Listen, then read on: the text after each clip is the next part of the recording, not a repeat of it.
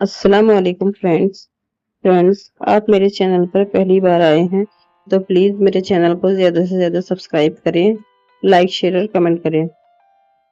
किताब के पन्ने अपने साथ कई राज दफन करके रखती है जो सिर्फ उन्हें दिखते हैं जो पढ़ना जानते हो। पर कुछ किताब ऐसी होती है जिनके अंदर बहुत कुछ छुपे राज होते हैं।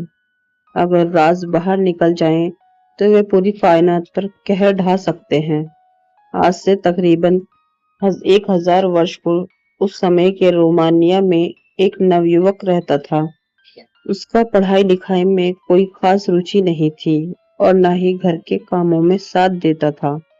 वो नौजवान पूरा दिन बस घूमना फिरना पसंद करता था। एक दिन वो नौजवान जिसका नाम माइकल था, वो घूमते घूमते अपने घर से थोड़ी दूर पर खेतों में पहुंच गया।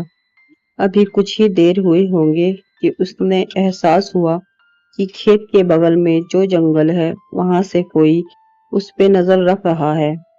पहले तो माइकल को लगा कि वे अपने को जो देखा या आभास हुआ तो एक भ्रम है। कुछ देर जंगल को निहारने के बाद वो वापस अपने काम पर लग गया कि तभी माइकल को एहसास हुआ कि जंगल से कोई जानवर उस पर घात लगाकर बैठा है और वो जंगली जानवर कभी भी हमला कर सकता है। ऐसा विचार दिमाग में आते ही माइकल के पसीने छूट गए। वो थर-थर कांपने लगा। उसे लगा कि ये आप नहीं बचेगा।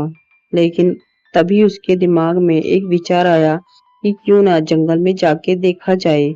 माइकल हाथ में एक डंडा लिए डरते हुए जंगल में प्रवेश कर गया और कई घंटे तक लगातार खोजने के बाद भी उसे ना तो कोई जानवर मिला और ना ही कोई इंसान। काफी देर भटकने के कारण माइकल काफी थक चुका था। माइकल ने अपने पास पड़े पेड़ की छाल पर बैठ गया और माइकल को बैठे बैठे नींद आ गई। कुछ देर बाद जब माइकल की आंख खुली तब उसे एहसास हुआ कि जहां वो बैठा है उसके बगल में एक झोपड़ी है। जहां तक माइकल को याद था कि जब वो पेड़ के कटे तने पर बैठ के सुस्ता रहा था तब वहां झोपड़ी नहीं थी। अभी माइकल सोच में डूबा हुआ था कि तभी सूरज डूब गया और जंगल में घना अंधकार फैल गया। माइकल के पास रोशनी का कोई साधन नहीं था, लेकिन झोपड़ी से आ रही रोशनी ने माइकल को बेचैन कर दिया और जान बचाने का एक ही अच्छा मौका था। माइकल डरता हुआ झोपड़ी में घुस गया। झोपड़ी में सिर्फ एक दिया जल रहा था। अंदर झोपड़ी में और कुछ खास नहीं था। माइकल की नजर झोपड़ी के अंदर एक कोने में पड़ी, जहां एक छोटा सा लकड़ी का आसन था और उस पर एक किताब रखी हुई थी। माइकल ने किताब देखते ही उसे पहचान लिया कि ये कोई धार्मिक प्राचीन ग्रंथ है। माइकल ने किताब से एक अजीब सा जुड़ाव या खिंचाव महसूस किया।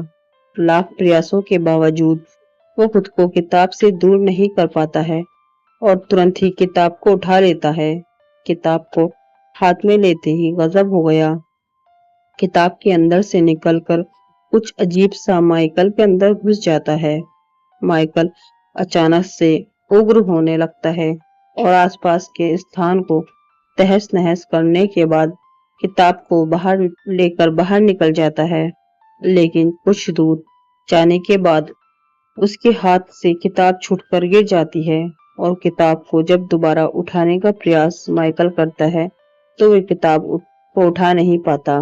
घोर गुस्सा और निराशा में माइकल जब घर पहुंचता है तब उसे एहसास होता है कि वो इस किताब के बिना नहीं रह सकता है। लेकिन किताब तो ला नहीं सकता क्योंकि किताब अचानक बहुत भारी हो गई थी। इसलिए वो किताब लिखने के काम पर लग जाता है और दिन रात एक कर जब वो किताब लिखकर पूरा करता है तभी उसे यानी माइकल को यह एहसास हो जाता है कि ये किताब बहुत ही जबरदस्त है। आने वाले भविष्य में ये किताब गदर मचाएगी। माइकल को अपनी खुशी पर हंसते हंसते न जाने कब हार्ट अटैक आ जा गया और माइकल की वहीं सांसें थम गई।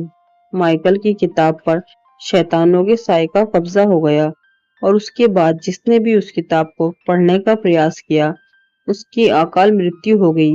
किसी ने सही कहा है, कुछ किताबें जिंदगी बना देती है तो वहीं कुछ किताबें जिंदगी बर्बाद कर देती हैं। फ्रेंड्स, आपको मेरी कहानी पसंद आई हो तो प्लीज मेरे चैनल को सब्सक्राइब करें, लाइक शेयर और कमेंट करें। प्लीज मुझे सपोर्ट करें। शुक्रिया। अल्लाह।